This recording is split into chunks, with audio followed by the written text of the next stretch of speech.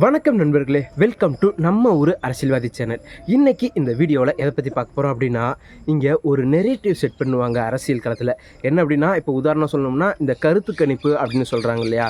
So அதை வந்து தேர்தலுக்கு ஒரு சில மாதங்களுக்கு முன்னாடியே ஒவ்வொரு தொகுதி வாரியாக கருத்து கணிப்பு நடத்தணும் அப்படிங்கிற மாதிரியான நரேட்டிவ் எடுத்து மக்கள் மனசில் யாருக்கு வந்து அதிகமாக சப்போர்ட் இருக்குது அப்படிங்கிற மாதிரியான பிம்பத்தை உருவாக்காங்க.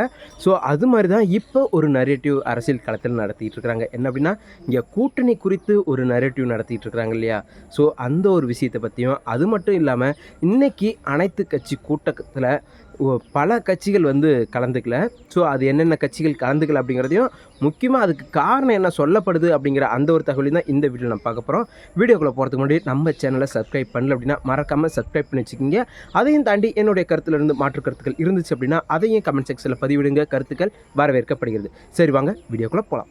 நண்பா, நண்பி, தோழா, தோழி, என் மேல இவ்வளவு நம்பிக்கை வச்சிருக்கிறீங்களா? என்ன இவ்வளவு நம்புறீங்களா?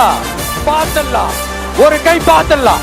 முதல்ல இங்கே வந்து அந்த நரேட்டிவ் செட் பண்ணுறாங்க அப்படின்னு சொன்னேன் இல்லையா. ஸோ அந்த ஒரு விஷயத்தை பற்றி பார்த்துடலான்னு நினைக்கிறேன். ஏன் இதை சொல்கிறேன் அப்படின்னா, இங்கே தேர்தல் எலெக்ஷன் அப்படின்னு வந்துட்டாலே இங்கே மீடியாக்களுக்கு மிகப்பெரிய குஷியாயிரும், கொண்டாட்டம் ஆயிடுவாங்க.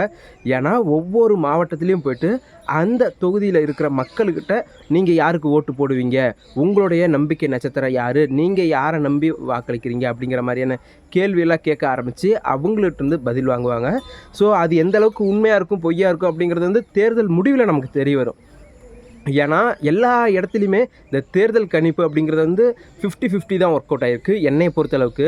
ஆனால் இந்த தேர்தல் காலத்தில் அது மாதிரி பண்ணுறதுக்கு முன்னாடி இப்போ என்ன பண்ணிகிட்ருக்குறாங்க அப்படின்னா, கூட்டணி குறித்து ஒரு சில விவாதங்கள் பண்ணிகிட்ருக்குறாங்க. விவாதங்கள்லாம் தாண்டி இங்கே திமுக ஜெயிச்சிரும் அப்படின்னா அது எந்தெந்த கூட்டணி சேரல அப்படின்னா ஜெயிக்கும், இல்லை திமுக தோக்க அடிக்கணும் அப்படின்னா யார் யாருக்கு கூட கைகோத்தா கூட்டணி சேர்ந்தா திமுக வந்து வீழ்கடிக்கலாம் அப்படிங்கிற மாதிரியான ஒரு நரேட்டிவை இங்கே செட் பண்ணிகிட்ருக்குறாங்க.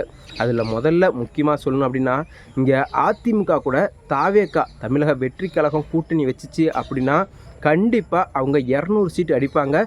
இன்னும் சொல்ல போனால் இப்பயே நீங்கள் வந்து எழுதி வச்சுக்கலாம். ஸோ இந்த தேர்தலில் வெற்றி யாருக்கு அப்படின்னு கேட்டால் அதிமுகவுக்கு தான் கண்டிப்பாக அமையும் அப்படிங்கிற அந்த ஒரு விஷயத்தை யார் சொல்கிறாங்க அப்படின்னா, ரங்கராஜ் பாண்டே அவர்கள். உண்மையாலுமே அவர் வந்து எனக்கு ரொம்ப ரொம்ப பிடிச்ச ஒரு இன்ஸ்பயர் அப்படிங்கிற மாதிரி சொல்லலாம். ஏன்னா அந்த அளவுக்கு ரொம்ப ஹானஸ்டான ஒரு சில விஷயங்களை ரொம்ப ஹானஸ்ட்டாக போல்டாக பேசுவார், கேள்விகளையும் கேட்பார். அதே சமயம் ஒரு வாழைப்பழத்தில் ஊசி குத்துற மாதிரி அவருடைய கருத்துக்களையும் லைட்டாக அப்பப்போ சேர்த்துருவாப்புல. ஸோ அந்த மாதிரி தான் இந்த நரேட்டிவ் விஷயத்தில் நான் இதில் பார்க்குறேன் அப்படின்ட்டு தான் என்னுடைய கருத்து. ஏன் தான் சொல்கிறேன் அப்படின்னா, இங்கே அவர் சொன்ன விஷயங்கள் என்னென்னா, இங்கே வந்து அதிமுக கூட யார் கூட்டணி வச்சாலும், முக்கியமாக தாவேகா கூட்டணி வச்சிச்சு அப்படின்னா திமுக வந்து வீழ்த்திடலாம். ஸோ அதில் மாற்றுக்கிறது இல்லை. ஆனால் இங்கே சீமான் அவர்களும் சரி, இல்லை விஜய் அவர்களும் சரி, இல்லை அதிமுக 2 பிளவாக பிரிஞ்சிருக்கிறாங்க இல்லையா. ஸோ இவங்க எல்லோரும் தனித்தனியாக நின்று போட்டி போட்டாங்க அப்படின்னா கண்டிப்பாக திமுக வந்து வீழ்த்த முடியாது அப்படிங்கிற அந்த ஒரு விஷயத்த சொன்னார்.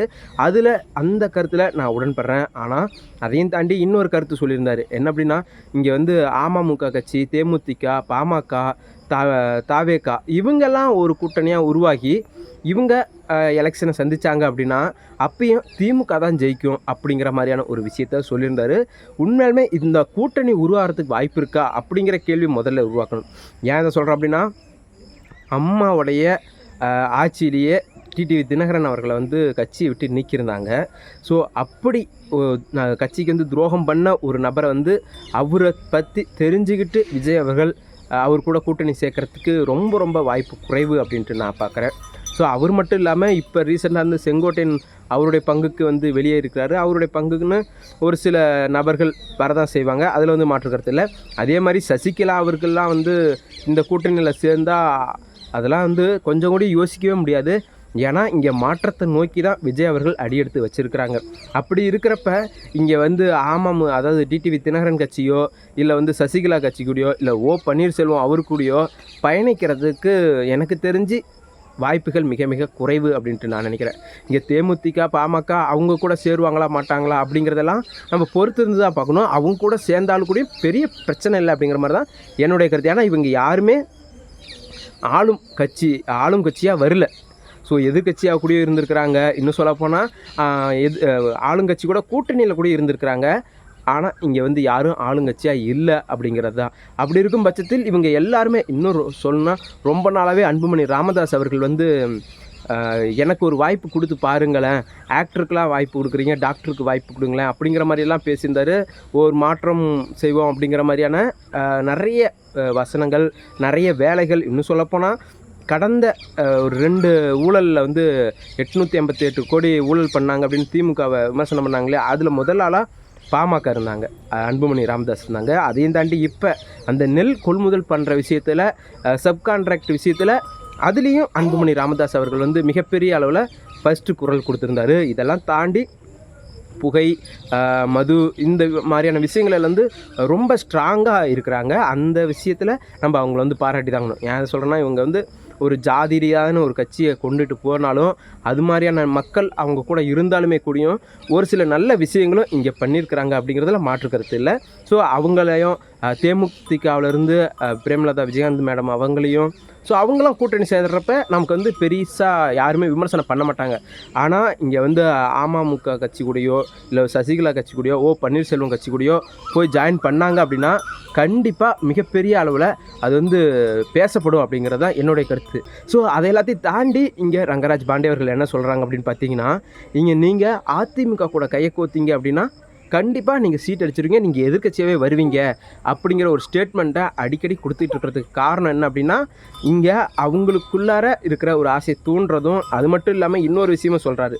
இங்கே இந்த முறை நீங்கள் வாய்ப்பு இழந்தீங்க அப்படின்னா கண்டிப்பாக அடுத்த 5 வருஷத்துக்கு திமுக தான் ஆட்சிக்கு வந்துச்சு அப்படின்னா கண்டிப்பாக தாவேகா அப்படிங்கிற ஒரு கட்சியை எந்த அளவுக்கு கொண்டுட்டு போவாங்க திமுக காரங்க அப்படிங்கிறது எல்லாருக்குமே தெரியும்.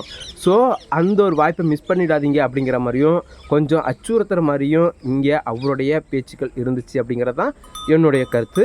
ஸோ இதை பற்றி உங்களுடைய கருத்து என்ன அப்படிங்கிறத மறக்காமல் சொல்லுங்கள். இதுவே ரொம்ப லென்த்தாக போயிடுச்சு. இன்னொரு முக்கியமான விஷயம் நான் சொல்லணும்னு சொல்லி, இதை எல்லாத்தையும் தாண்டி இன்னொரு முக்கியமான விஷயம் என்னென்னா, இன்றைக்கி நடந்த அனைத்து கட்சி கூட்டங்கள் தான்.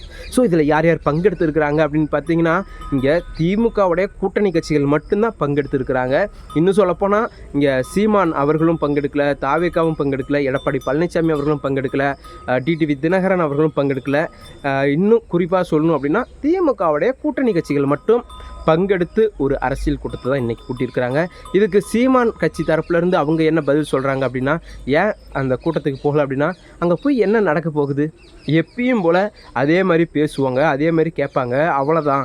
அதுக்கு மேலே எந்த ஒரு நகர்வும் எந்த ஒரு சரியான முடிவும் அங்கே எடுக்கப்படாது, அது நடைமுறையும் படுத்தப்படாது அப்படிங்கிற அந்த ஒரு ஸ்டேட்மெண்ட்டை இங்கே சீமான் அவர்கள் வச்சுருக்கிறாங்க.